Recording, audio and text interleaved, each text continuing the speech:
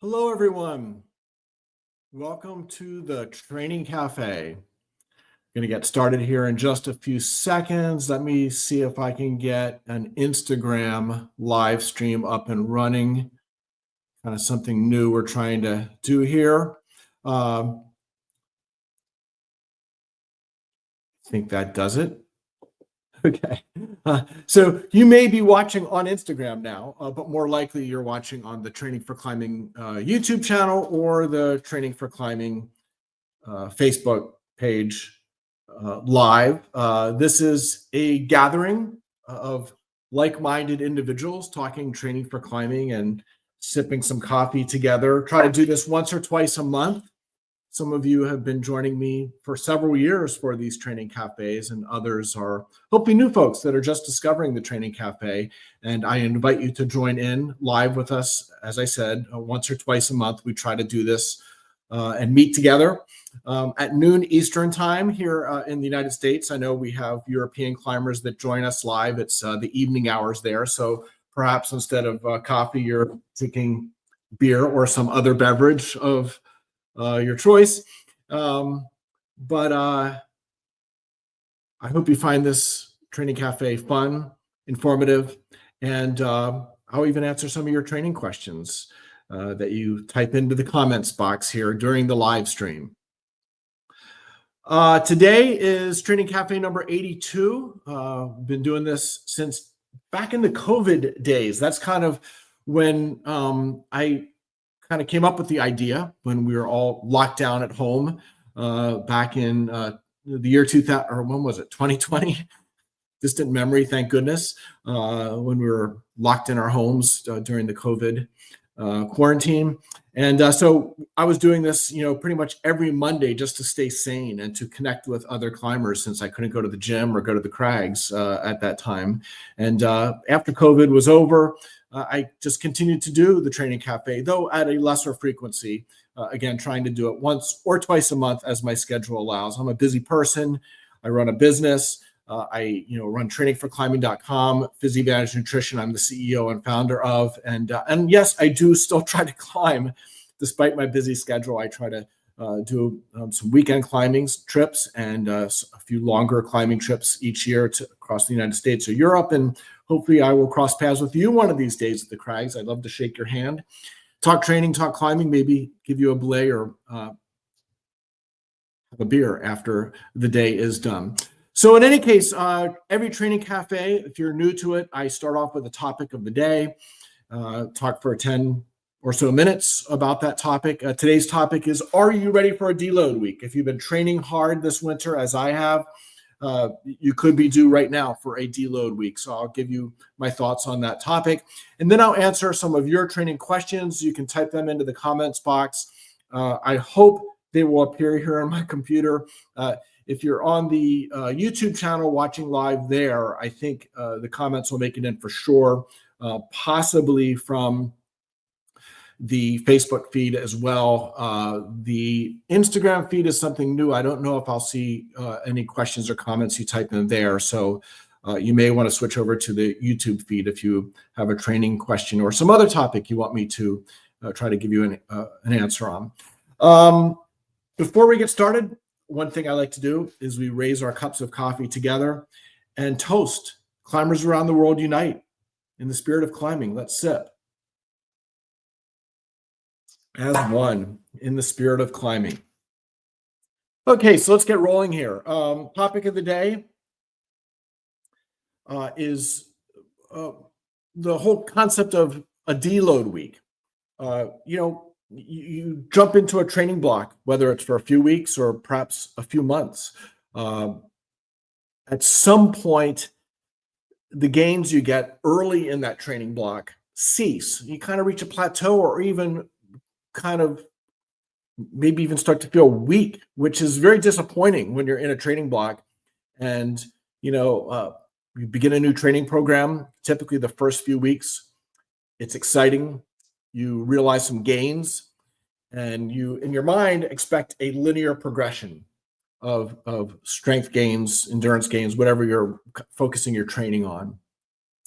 And while skill training often is that way. You accumulate skill, technical and mental skills will accumulate, and with additional hours of practice, you become more skilled and you become a better climber. You move more efficiently. You can read routes better, so on and so forth. But when it comes to metrics of strength and endurance, it's not that way. The gains just don't continue in a linear fashion. You look over the very long term of many years, it's, a very wavy road that hopefully is aimed upward, directionally over the course of many years of climbing.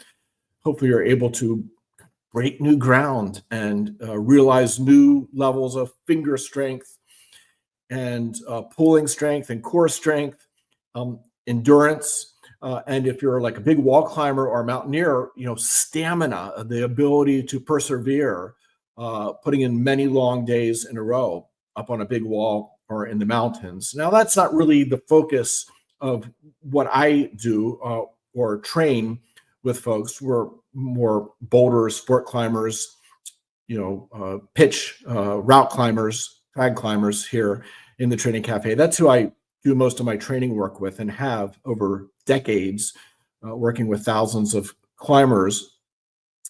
And so we'll keep focused on that here in the Training Cafe. So let's again get back to kind of a off-season training program mindset, which is where I'm at. Perhaps you're at.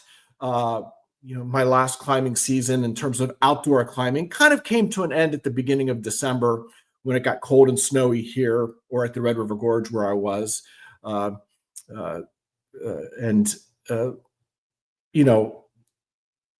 get home from a trip like that. I was, climbing down there for quite some time this fall, working and climbing out of my second home at the Red, and mostly surrounded by climbers that were stronger than me.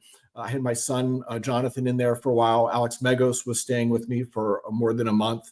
So it's a fun scenario, but I'm kind of often the weakest person of the group. Even though I think I'm still pretty strong for my age, it's an interesting setting when you're climbing with, and living with one of the world's best and strongest climbers. It kind of gives you a frame of reference of where you're really at. But in any case, I come home and like everybody need maybe a little time off just to kind of recalibrate and have a little downtime. I don't stop training. I'm kind of not a believer in you just quit training, quit climbing for a month or two. In the old days, we had to do that because there weren't indoor climbing gyms. So when the weather was bad, there's not much you could do other than some basic physical training. Today, you can come home from a climbing trip and if you want to go right back to the gym and keep plugging away, but it's often good to take a week or two off. That's my opinion, but not longer than that because you lose too much ground physically. So I kind of dialed things back a little bit through the holiday season, just climbing and training for maintenance, for fun. But January 1st, I was committed. I was back. I kind of had a game plan that I was going to execute. And perhaps you were like that too. My goals were to, after kind of at the end of last season, losing my edge in terms of strength and power, my goal as I went into the winter training block in January were to recapture my top level of strength and power before the spring climbing season arrives. For you, if you're a younger climber, maybe you're able to train and hopefully begin this outdoor season at the next level, a little higher than you were last year at this time. But, I've been climbing 48 years, I guess. And, every season you just can't keep getting stronger, especially when you're 60 years old as I am. And I'm still really, really strong for my age. I'm as strong as many climbers half my age, but again, there's just not necessarily new ground to be broken. And so my winter training season was to just kind of recapture, get back to where I was when I kind of peaked last season, and hopefully build endurance, which is something you can still, as an older climber, I believe, maybe make some gains on. But the whole strength and power thing, I don't know that I'm ever going to break new ground. But if I can age a year and still maintain what I had at my peak the previous year. That's pretty good for an older guy. But again, if you're younger, if you're 20, 30, 40, you can absolutely break new ground. Don't give up on that. You just maybe need a new approach, a new program, some new protocols, a new piece of equipment, a new coach to help guide you if you aren't able to break new ground, every year or two when it comes to your strength training. So in any case, I began the first week of January. I had a game plan, and let me take you kind of through my game plan and then tell you when I realized I needed a deload week. And perhaps you will be able to relate to this too if you're in the middle of a winter training block right now. So I like to, when I'm working with people or developing my own program, map out a microcycle. The most common microcycle is a week. Like, what is your program? What are you going to do each day, each session throughout a 7-day period, a week? And then you're going to repeat that week over week and have some way to make it progressive so that you're not just exactly repeating, week after week after week. You're maybe increasing weights a little bit, or if you're training endurance, you're increasing the volume a little bit. You need to have a plan for how to make it progressive in a way that stresses the body to continue to adapt, but yet doesn't overload or injure the body. So, it's got to be an appropriate increment up week over week. Now, again, at some point, you do fail to completely recover from that week of workouts, that microcycle. And that's when you realize, you start doing some workouts that you feel off. You get on the hangboard or you're doing grip strength testing or whatnot, and you just feel off. You haven't recovered from the previous week, the previous microcycle. And that's the classic evidence that you need a deload week where you're going to cut things down in terms of volume, and not quit training for a week, but do less and allow your body to kind of catch up. But first, again, let me get back to what my microcycle looked like. And for me, again, being a little bit older and having so many years, decades of training under my belt, I need to be far beyond kind of a traditional program that I might give to just a typical climber of 5 or 10 years. Now, I'm a climber of decades. And so my body just needs to be treated a little differently in terms of the stresses of training and also being older, the recovery cycle. And so my microcycle, as I mapped it out this year, is 5 days. So over a 5-day period, here's kind of what I had mapped out and was executing this winter climbing season. During that 5-day microcycle, there would be one maximum strength and power workout. And that is focused specifically on the climbing agonist muscles, the pulling muscles, the things that are really doing the hard work. Fingers, the pulling muscles, the core muscles. Those are the prime, the limiting factors when you're doing limit bouldering or sport climbing, type of stuff that I'm doing.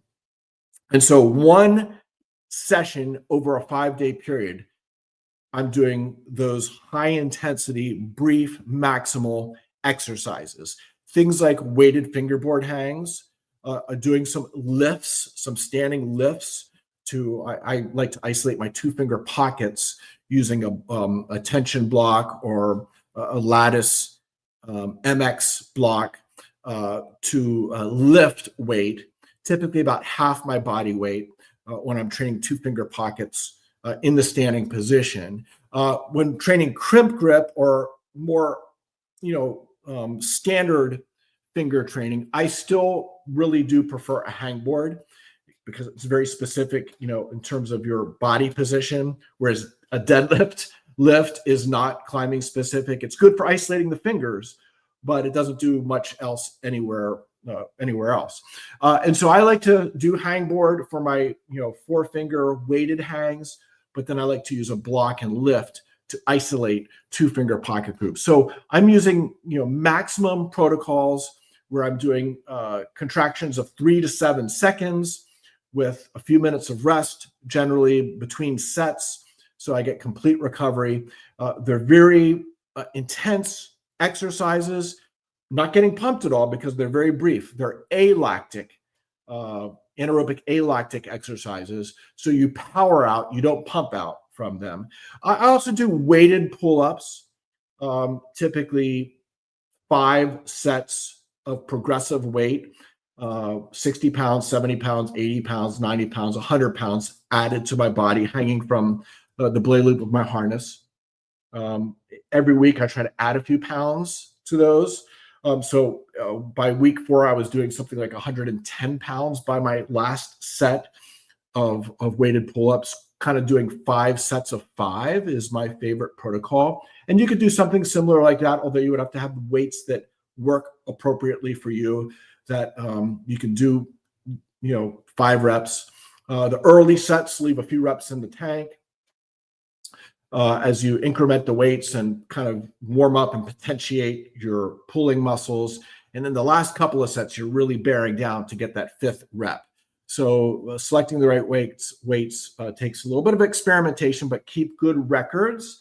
And then week over week or session over session, you can adjust things as needed. So 1 session out of 5 days was maximum strength and power. Another workout in that 5-day period was a weightlifting workout. Now, this is not a bodybuilder's workout.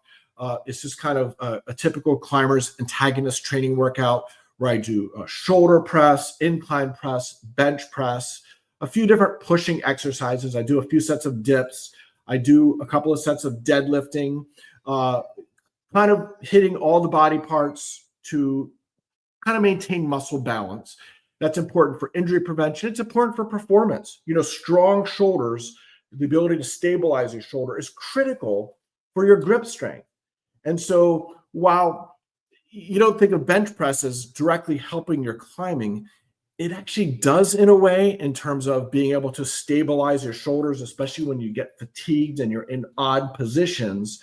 Those antagonist muscles that really help stabilize the body enable you to grip maximally and pull hard. And so, having comprehensive strength is important. What you don't want to do is spend a lot of time doing those types of weight training exercises that bulk you up and add mass to your body in places you don't want mass. Doing 5 sets of squats or 5 sets of deadlift is, in my opinion, not a good investment, because that will, begin to morph into a bodybuilder or CrossFit style program that will build a lot of mass that on overhanging boulders and routes will hold you back, especially if you need to endure for more than a few moves. So 1 weightlifting session that's intelligently designed and doesn't really take much more than about an hour to execute. Then I do 2 volume climbing sessions. One of them is kind of an aerobic threshold workout where I'm getting lots of minutes of climbing, kind of off and on, 2 minutes on, 2 minutes off, or sometimes I alternate between a rowing machine and the climbing wall. The climbing and the rowing is all moderate intensity, kind of like a 7 out of 10, at most an 8 out of 10, so that you get a little bit of pump, but not a lot of pump. You want to be kind of right at that aerobic, anaerobic threshold zone, so that you're, again, never getting anywhere near failure, but you are maximally utilizing your aerobic energy system and kind of hopefully triggering adaptations that will give you more endurance, by way of mitochondrial biogenesis and capillary density increasing. And these changes happen over weeks and months, not over days. So you really have to make a long-term commitment, especially if you're a route climber like me, to doing this type of aerobic energy system, this type of volume, capacity training. But I also do 1 session that is more power endurance, where you're fully using the aerobic system and dipping quite deeply into the anaerobic system, and doing either 30-30 intervals or 1 minute all out kind of Wingate power kind of training where you go all out for a minute or two and then take a rest of 2, 3, 4, 5 minutes and then repeat that. And that's a very lactic workout that kind of bridges the gap between the aerobic and the anaerobic system. And it's something that, especially as you go into performance season, you need to do that type of training. So I do one threshold and one more power endurance session every 5-day cycle. And then I'm doing a few days of running. One of my goals this winter season was to regain some of my generalized aerobic capacity. In my younger days, I did a lot of running and I was a pretty good runner in terms of races and times and distance and such. And in the last, 10, 15 years, I lost a lot of that fitness. My resting heart rate, which used to be in the 50s, is now probably upper 60s, which is evidence that my heart strength has been lost, a lot of that in recent years. And that's not good for a route climber, especially. That heart strength is critical. That generalized aerobic system, research has shown makes for better route climbers because all endurance is aerobic base, and that generalized aerobic system is critical to driving blood and oxygen into your climbing muscles and helping you recover quick when you're at rest on routes and between routes. And so as a route climber, definitely some running should be done. Again, I have mentioned this before, but when I spend time climbing with Alex Megos, he runs quite a bit, several days a week. All of his rest days, he goes for a run of 5 or 8 kilometers. And even some days, if he comes back from climbing, he'll go for a run. So probably 3 to 4 days a week he's running. It's critical for him just to feel right and to perform his best as a route climber. And so that's one of my goals. Perhaps it was Alex that kind of inspired me, seeing him really be committed to his running. And I'm trying to do, out of a 5-day period, run on about 3 of those days. And so, you're kind of hopefully getting a sense that if in a 5-day period, I'm doing 1 max strength workout, I'm doing 1 lifting session, I'm doing 2 volume climbing sessions, and I'm doing 3 running workouts. To fit that all into 5 days, there's some days where I'm doubling up. And absolutely, I'm a big fan. If you have the time and the training history to justify it, doing some 2-a-day workouts. So I might, do a fingerboard workout in the morning and then do a running session in the afternoon before dinner. Or I might do a weightlifting session in the morning and I might do a climbing aerobic threshold training workout in the afternoon. Or some days I might do 2 climbing workouts in the same day. It might be, the max strength and power, finger training in the morning, and then a climbing specific aerobic training session in the afternoon. Again, trying to piece together a 5-day microcycle where I can fit in all of those workouts. It's a lot of training. It's important that my nutrition's on point. I'm getting at least 100 to 150 grams of protein a day to drive recovery. And sleep is something I struggle with, but that, of course, is very critical to recovery. So I keep repeating that 5-week microcycle about, 6 times. So that takes me 30 days, pretty much the month of January. And so as I entered February, beginning another microcycle, I started to sense I was falling behind. And that is the evidence of a deload week. So you're doing your training program.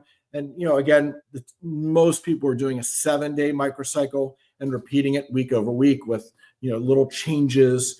Again, things that are novel, that introduce some progression to the program. But at some point, it's inevitable. You're going to get to the gym and you're going to feel off 1 day or 2 days. And that is when you need a deload week. And so the first thing you want to do is, acknowledge it. And while it might bum you out that you get to the gym and you feel weak on your boulder problems or routes, or you get on the hangboard, or you're, doing some lifts with, a force board, you're able to actually measure specifically your grip strength. You see that drop off, 10, 20% drop in your strength. It's alarming but it's normal. It's part of the process. And just realizing that should be kind of a relief. If you try to, hammer through it and just do your workouts and ignore the fact that you've actually gotten a little weaker since the last workout, that can set you up for a deeper hole and potentially even some type of a tweak or injury. So realizing when you have a couple of bad sessions in a row, it's probably a sign that you've just fallen behind. You're not quite into overtraining syndrome. It's not advanced that far, but it's what some coaches call an overreach. You've just pushed a little too hard, or you've maybe pushed appropriately, but not recovered enough after a few weeks. And again, that's a sign for a deload. So how do I rectify it? Well, I just dial everything back by 50%. So I'm still going to do a little bit of a hangboard workout, but it's not going to be my full-fledged max strength hangboard with 100 pounds added to my body. Same thing with the weighted pull-ups. I'm still going to do a couple of sets, but they might be at half the weight. The volume climbing sessions, I'm going to cut the volume in half, and just for 1 week, reducing everything by 50%, not letting yourself get carried away, being disciplined. It will be enough, along with nutrition and appropriate amounts of sleep, to get you back on track, to let your body super compensate and kind of catch up to all the training stimulus that you've thrown at it the previous few weeks. And so that's what I did last week, is I took that deload week. And then this week, I'm back into the 5-day grind. And, yesterday, which was Sunday, was kind of the day one of my next 5-day microcycle.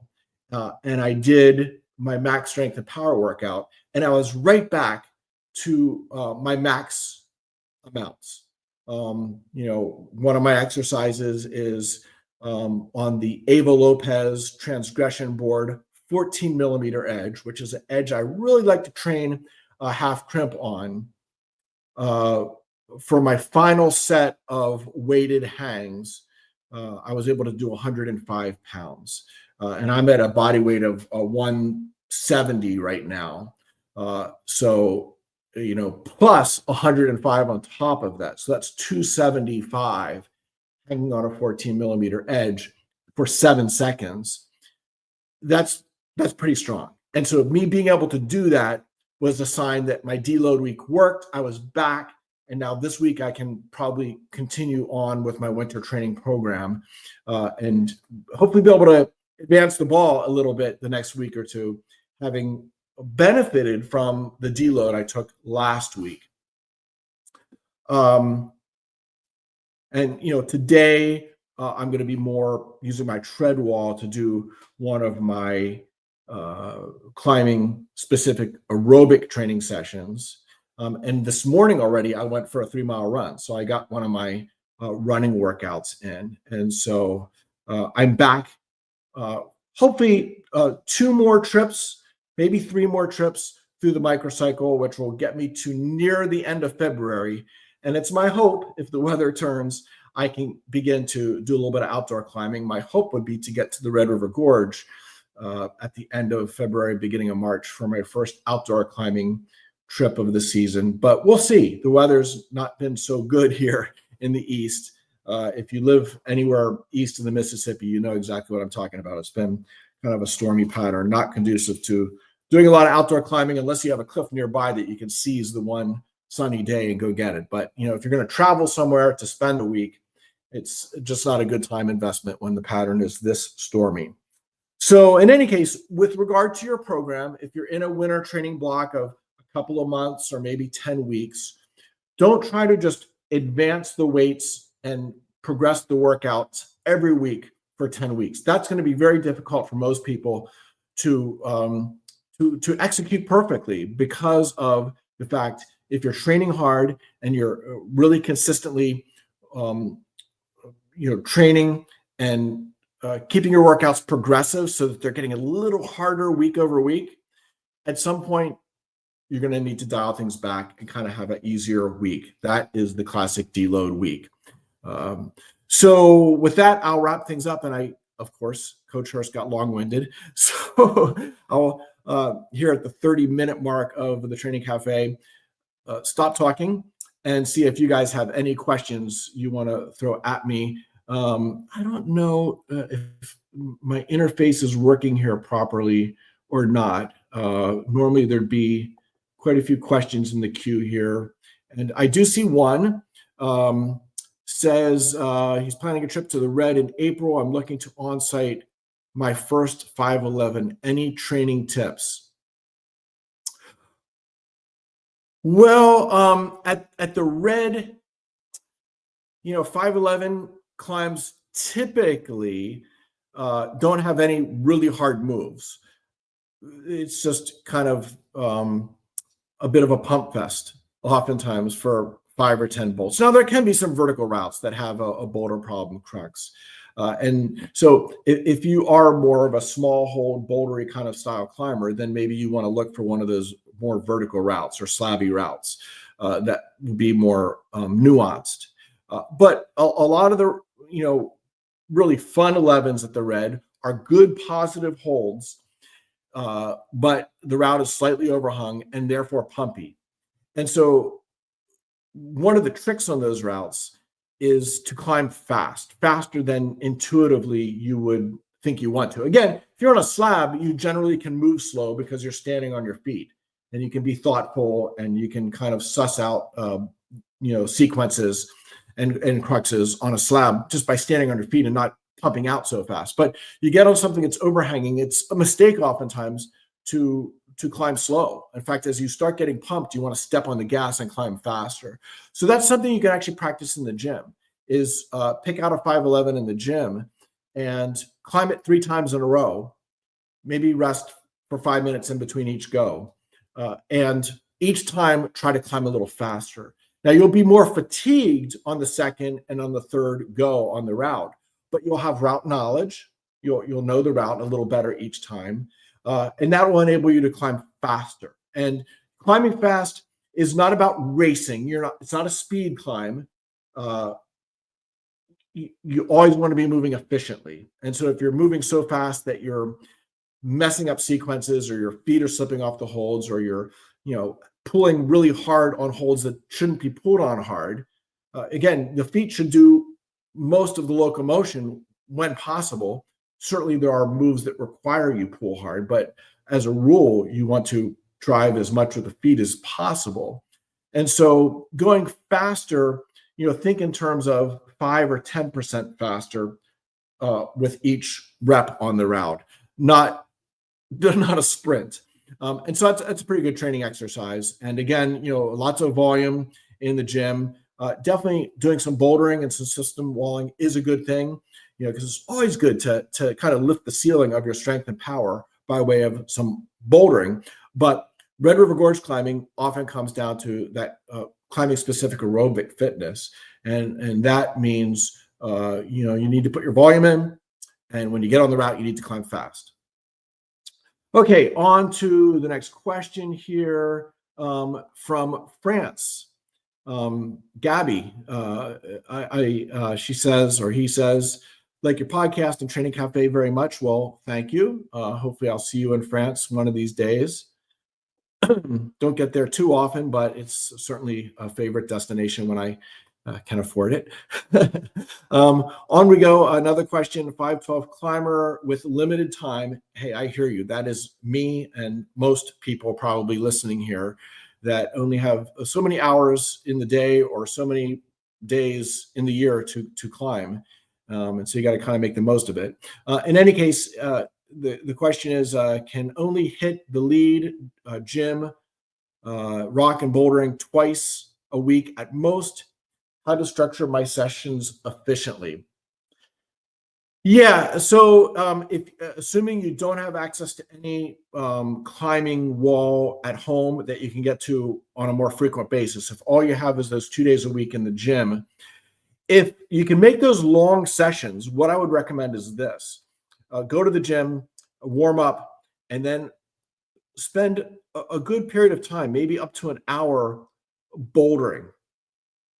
Not exhaustively, but again, warming up and doing a series of progressively harder boulders or system wall routes, and really try to focus on doing some hard moves, moves harder than you would likely find on a route, because that's part of climbing. Again, is learning to do harder moves, creating the body tension necessary to do those hard moves, developing the killer instinct that is required to do moves at your limit. So again, you don't want to exhaust yourself bouldering or spend hours bouldering, but to warm up and spend maybe up to an hour doing some bouldering would be a good thing. Then take a 30-minute break. Eat an energy bar, drink some water, have a protein shake, do a little bit of stretching, some foam rolling, and then transition into doing some route climbing. And again, I'm making the assumption that you, perhaps are more of a route climber than a boulderer. And so you're doing the bouldering kind of to early in the session when you're fresh, warmed up, and can do your hardest kind of moves. And then taking a short break and then transitioning into a couple hours of route climbing, where maybe you and a partner take turns belaying each other, doing routes. And I think that is a really good strategy if you can only get to the gym once or twice a week, is to, it's kind of trying to do it all, which I generally preach against. You can't do that. Certainly if you're climbing 4 or 5 days a week in a gym, you just can't do that much. You need to have shorter sessions, and they need to be much more focused, where you just go to the gym and do a bouldering session one day, and then maybe another day you're doing some submaximal route climbing. But if you're limited to 1 or 2 days a week, I would try that and see how it works out for you. Okay.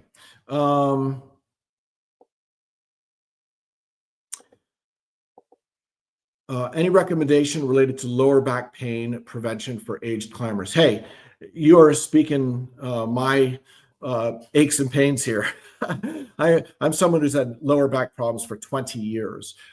Some of it is, perhaps my sports background, having done, thousands of miles of running over my life, but also I spend a lot of time sitting at a desk in a computer, or if I'm traveling, sitting in a car, and, the sitting position is terrible for your back. Your hip flexors get tight, your hamstrings get tight. And so anything you can do to counteract that, daily stretching, I've been religious about that the last decade or so. Pretty much every morning and every evening, I do some foam rolling and I do some stretching of, again, hip flexors, the hamstrings, I'm by no means a flexible person. I'm, genetically and inherently stiff.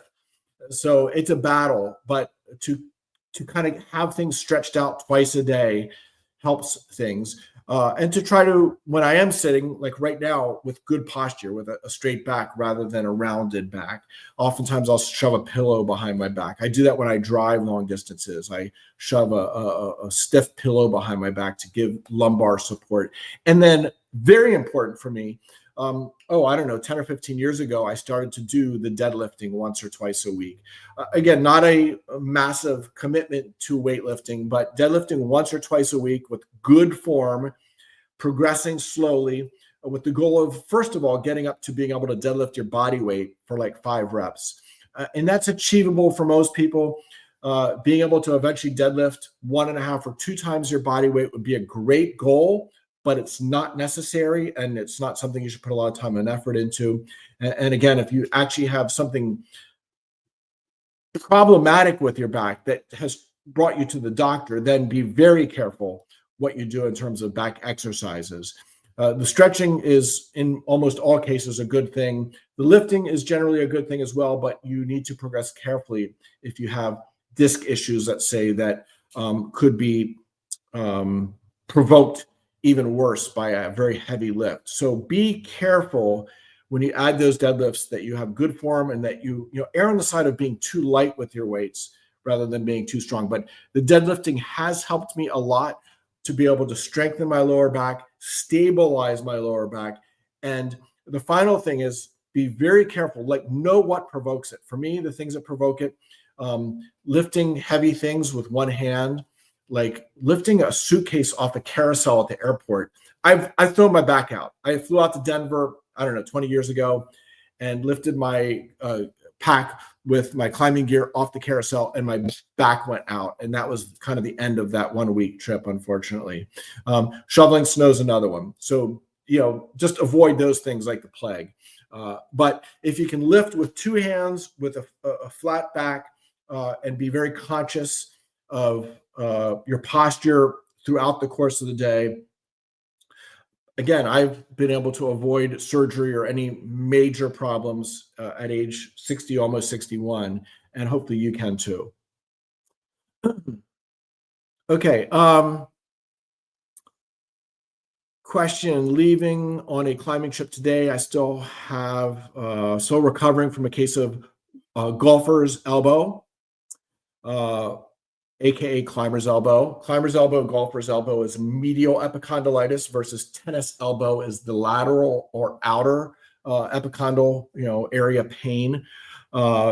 Seems to be mostly resolved after 3 to 4 months. Any tips to maximize the trip but avoid re-injury? Yeah, well, warming up is very critical, obviously. The things that tend to provoke that medial elbow are big, powerful lock-offs or weighted pull-ups. Like every once in a while, I'll start to get some twinges of medial epicondylitis, and it tends to be when I'm doing some of my heavy weighted pull-ups. And so avoid, again, things that provoke it, and it tends to be powerful movements with your hand, palm away, pronated hand position. And a good warm-up, and even like massaging, not on the epicondyle. You don't want to rub that because there's no muscle there to rub, but just below that where the tendon begins to, transition into muscle, there can be trigger points. And so to frequently massage that throughout the day as part of your climbing warm-up, doing all of your appropriate stretches of the finger flexor muscles, some of which attach to that medial epicondyle. And then, of course, a very progressive warm-up, starting with some finger pulls that are submaximal and eventually building up to more maximal finger pulls, like on a warm-up board, and even doing a warm-up climb. The slower and more progressive the warm-up, the better for avoiding re-injury. And again, listening to your body when you do feel those pains, try to determine what is specifically provoking it and try to avoid that. But if you've been 3 or 4 months kind of rehabbing it and getting it to resolve, hopefully you've turned the corner and can do well going forward. So good luck on that.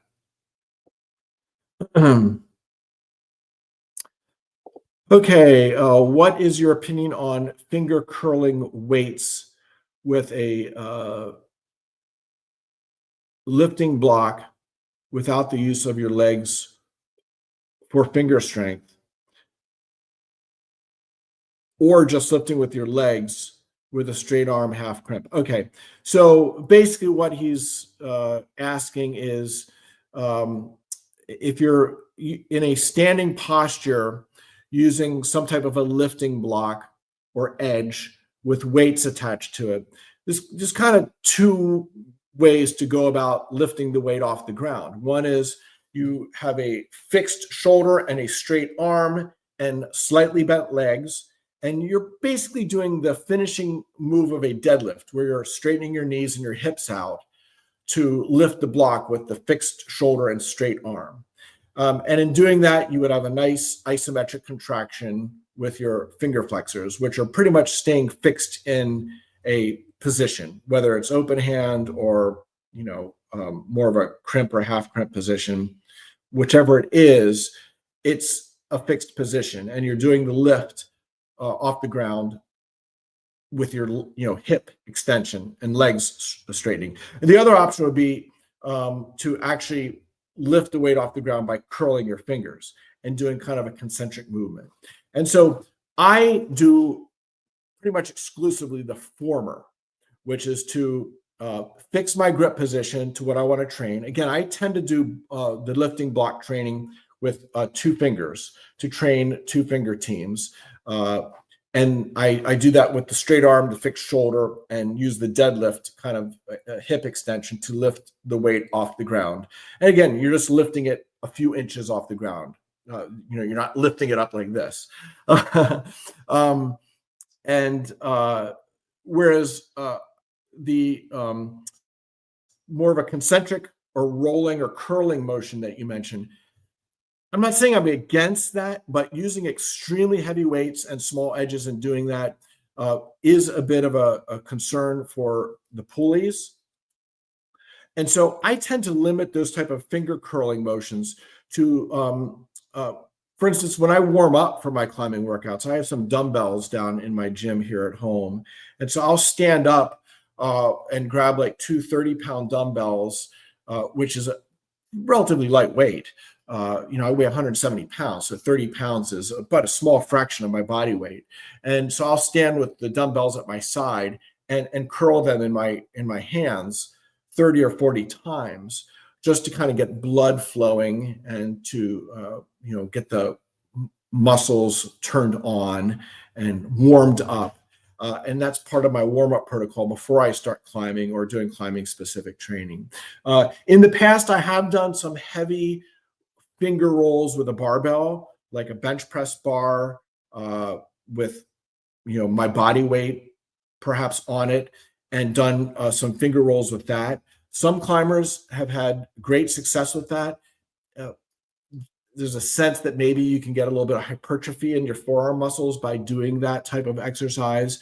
Again, I think that's a little safer because you have a bar in your hand that's rolling up and down rather than just grabbing a 10 or 20 millimeter edge on a block and stressing the pulleys in a more severe way.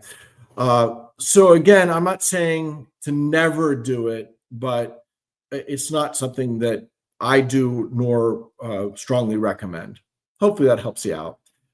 Again, there's so many different styles of finger training out there now. It can get really confusing. And what you can't do is go to the gym and just do all of them. You need to kind of settle in on what seems to work for you at a given training block and focus on a couple of things. And so for me, again, my finger training is pretty much, if I'm doing 4 fingers at a time, kind of crimping or open handing, I'm on a hangboard with weight generally.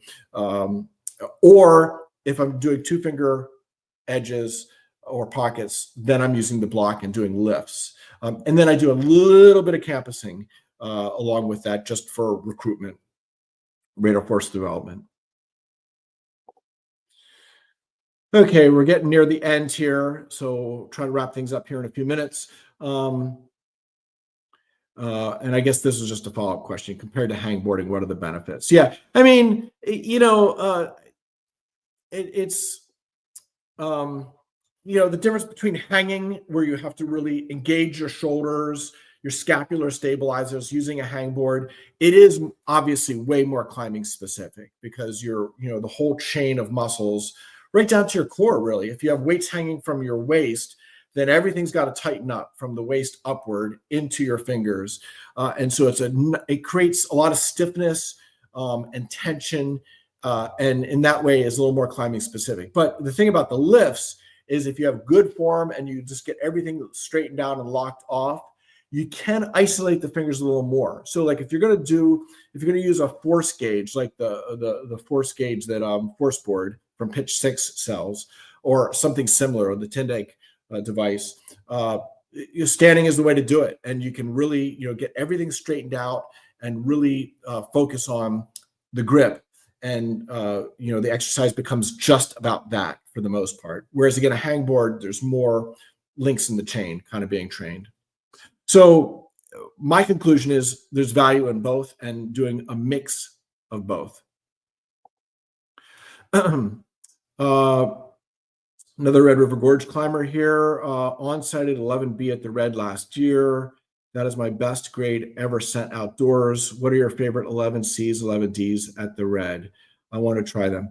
Well, first of all, congrats on the first 11B. That's, 511 is a hard grade. It's so funny, the perspective today of people is that, 511 is easy. And like when I was learning to climb, the top of the scale was 512 50 years ago. And, 511 was, you were badass. And so I still think 511 is a great success. And I have no doubt you're going to take it to 11C and 11D and beyond in the coming seasons. Let me think. Really classic 11Cs and Ds. Oh boy. Well, first of all, at drive-by, there are some 11s there that are quite good. I mean, I guess maybe they're mostly 11A, B kind of routes. I'd have to think here a little more to come up with some suggestions, because there's just so many routes at the red that my old brain can't quite remember them all. I think, oh boy. I guess you put me on the spot here. I'm not sure I can think of what my recommendation for the best 511C would be at the red, but there's a lot of them. Yeah. Ask me that again sometime when I have more time to think about it. Sorry. Okay. Heard people talking about max hang before your climbing sessions with proper warm up, but found I can hang more weights if I do it after some warm up plus moderate hard climbing, which is better. I guess you're talking about in a training setting, not like at the crags where you're warming up. I mean, a warm up at the crags needs to be progressive. Starts off with some light hangs and then kind of crescendos to being, near max intensity to get fully turned on before you get on your route. But in the gym, in terms of training, I think for most climbers, it takes 30 minutes to even an hour to really get powered up fully to turn on your finger strength. It's a rare person that just walks into the gym and has full finger force right off the bat. It's just not how it is. The nervous system needs to be turned on, which is why, if you're doing 5 sets of fingerboarding or 5 sets of pull-ups or weighted pull-ups, generally you can increase the weight 5 to 10 pounds with each set, because you're getting increasingly recruited and turned on. More fibers are turned on and firing with each successive set. Now, a well-trained climber can do that a lot longer, can do that for many repeats if they needed to, whereas a lesser trained climber might only be able to do 3, and then they would be, experiencing fatigue that would really set them back. So what is the proper amount is hard to say. It really depends on your training history and level of conditioning. And in terms of when to put it in your larger workout, I think you want to avoid doing anything limit in a highly fatigued state. And so if your goal for a given workout is to do some max system walling, on a kilter board or a moon board, I would certainly warm up and use a fingerboard as part of the warm up as you get ready to get onto the kilter board. And then when you get on the kilter board, you do some easier routes that crescendo to your limit routes. But I wouldn't do a full-fledged max fingerboard workout before I kilter board. That would be counterproductive. You wouldn't climb your best on the kilter board. So again, you have to know what is the proper dose and progression to warm up. And that takes some experimentation and self-awareness. Again, for me, I need a long progression of 30 to 60 minutes to get fully turned on before I can get on a kilter board. If you're going to do a serious hangboard workout in the same session that you kilter board, well, I would do the warming up, I would do the kilter boarding, but end the session brief. I keep the kilter board session brief, less than an hour. And then I would go do a few more sets on the hangboard. But if you climb to a high level of fatigue on the kilter board, then forget the hangboard. It might get you injured and it would just dig you a deeper hole to recover. So again, you can't do everything in the same workout. That's where it would be better, to do a hangboard workout at home at 7 a.m. Nothing too extreme. It's early in the day. You'd have to get warmed up and make sure you don't rush through it. But if you had an hour that you could warm up and do a bit of a hangboard workout in the morning, and then 12 hours later after school or after work, get to the gym and do a climbing session. There you can separate things by, a significant period of time and have a meal and some recovery. And you can, if you're well trained and are prudent in your approach, do that, and it can be a real benefit.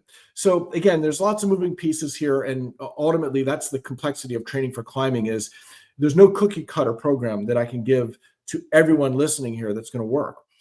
You need to do what is you believe is optimal for you where you're at, given your training history and such. Okay. Question here that I get a lot is, when is the vegan Powerplex going to be available in Europe? So PhysiVantage Nutrition, we make 3 types of protein. We make a supercharged collagen protein. We have our weapons grade whey protein, and we have our plant-based Powerplex, which is our vegan protein used daily by Alex Megos, who is, of course, a European, a German climber. And it's extremely expensive to ship the products to Europe, unfortunately. So like when Alex comes here, he goes home with a suitcase full of the stuff. It lasts him a few months. And if we need to ship him some, we can, but it costs like $100 to send a box of Powerplex over there. And then sometimes you get hit for customs duties, and it's a real nightmare. And the distribution is also challenging because nutritional products need to be, if they're going to be retailed in Europe, need to be specifically labeled. Like our collagen we produce in Europe and sell 2 flavors on the Epic TV channel in Europe at the Epic TV shop and Banana Fingers shop. And they are labeled appropriately to be sold in Europe as a protein supplement. But unfortunately, to answer your question, retailing it there would actually require us to manufacture it there. And I don't see that happening in the next year, I'm sorry to say. It's a very complicated thing because of each country and the nutritional regulations and just the capital required to bring that product and manufacture it in Europe. I am afraid it's not going to happen anytime soon. If you're really desperate to try it, we could ship it to you from the United States. But again, the shipping is expensive, and the customs duties, if they hit you with them, seems to be hit or miss, but it seems recently it's more hit than miss when it comes to customs on international orders. So I hear you. We're working on it, but we're still a pretty modest sized business, small climbing business, and we need to kind of take things one step at a time. Andre had a meniscectomy. I assume that's a cleaning up of the meniscus 3 months ago. I want to start climbing again, but I'm a little scared. I had that procedure 30 years ago, and I've been pretty good since then. Now, again, every injury is a little different. I had a little bit of a bucket handle tear that was cleaned up, and in about 3 months, I was back in business. But everybody's injury is a little different. I think you just have to kind of listen to your body and do what you can do.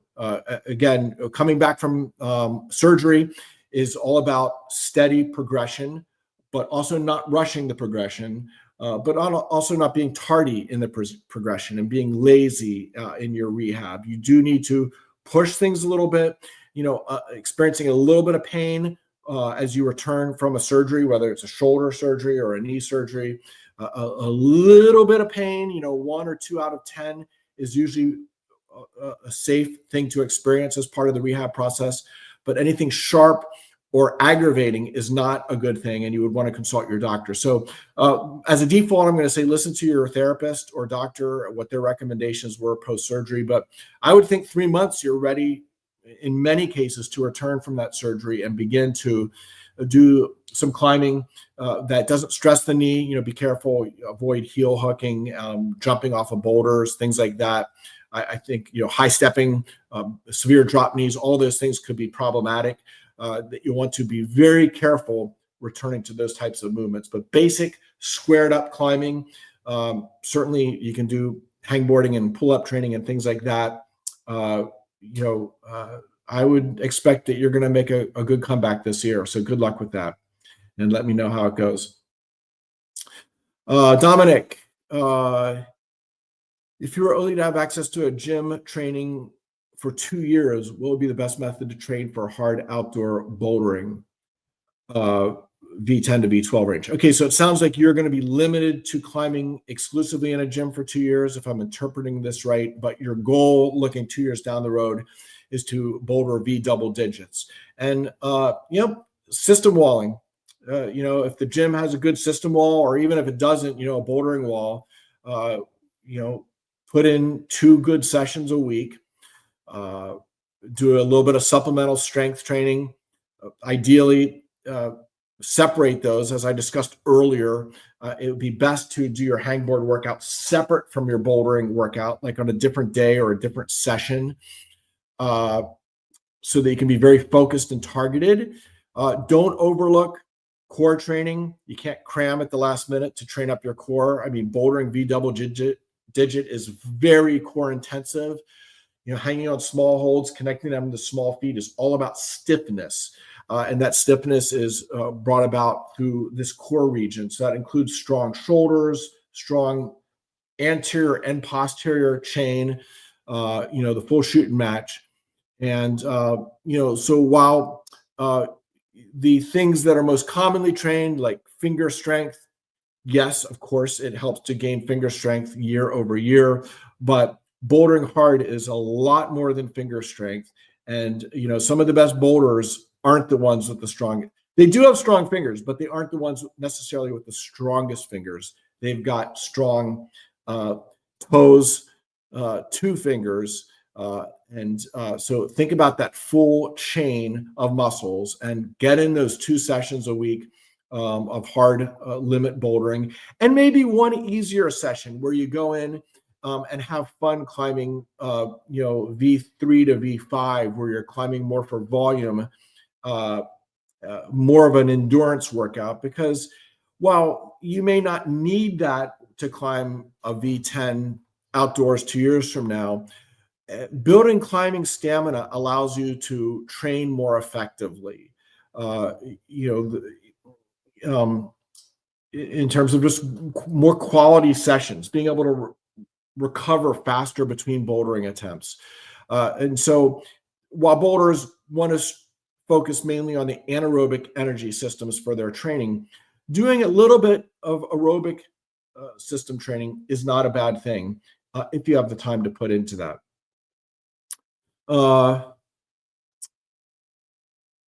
Okay, and then Andre, who earlier asked a question about his knee.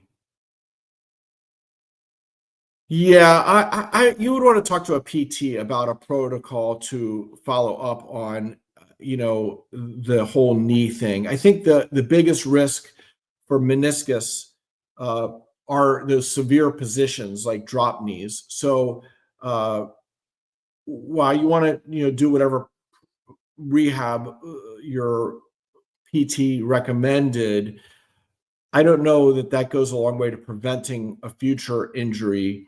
It's not my area of expertise, but I do know, because I've been there, it's the severe knee positions, like the drop knee, I think, which is what got me injured, perhaps, is something you want to be careful.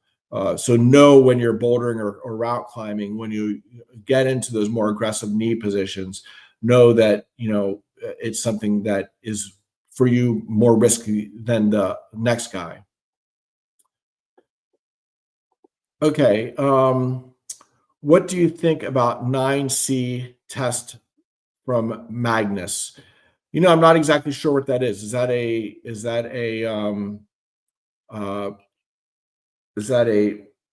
strength test that he does, a feat of strength or some metric of strength? I don't spend a lot of time following what other training influencers do. There's just so much out there now that it's not something that I invest a lot of time in, just because I have so many other things that are higher value to me. Magnus is obviously an amazing dude, an impressive, business and YouTube channel he's built, but I'm not up to speed on all the nuts and bolts of what he does there. Um, Okay, so here's a follow-up. Do you think it's okay indicator test for climbing level grade? I'm not exactly sure what the test is, but there have been several groups, coaches, Lattice, for example, and also Pitch Six here in the States that make these training devices and give testing protocols.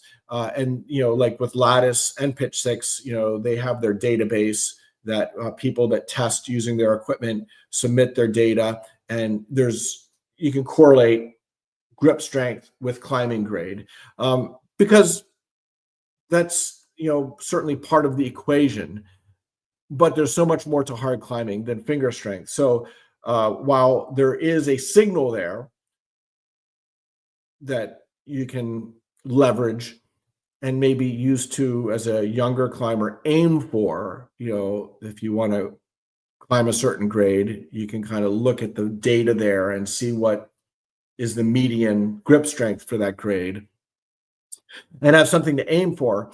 But you need to know that just because you achieve that level of strength doesn't mean you're going to actually climb that grade, because there's so much more involved. As we all know, climbing is a skill sport. It's extremely technical.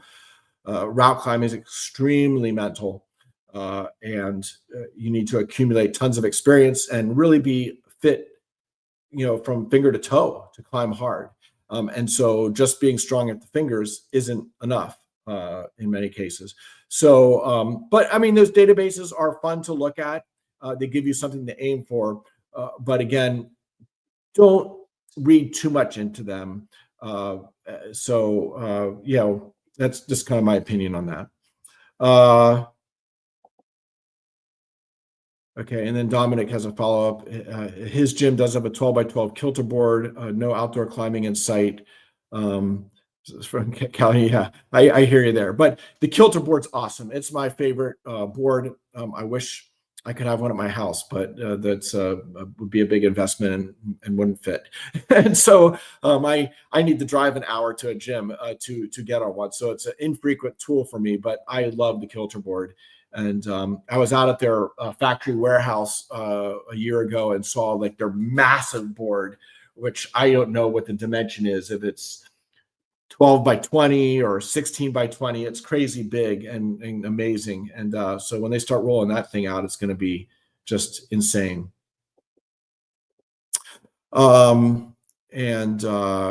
Follow-up question here. Yeah, strength test, max hang, max pulls, core, right? Yeah, okay. So yeah, we got all that stuff there. Well, so I've blown through all the questions here, and we've gone long. This could be a record long training cafe. I am usually hoping for 45 minutes because I think that's a nice length, but granted, I did talk long on my topic of the day about deloading.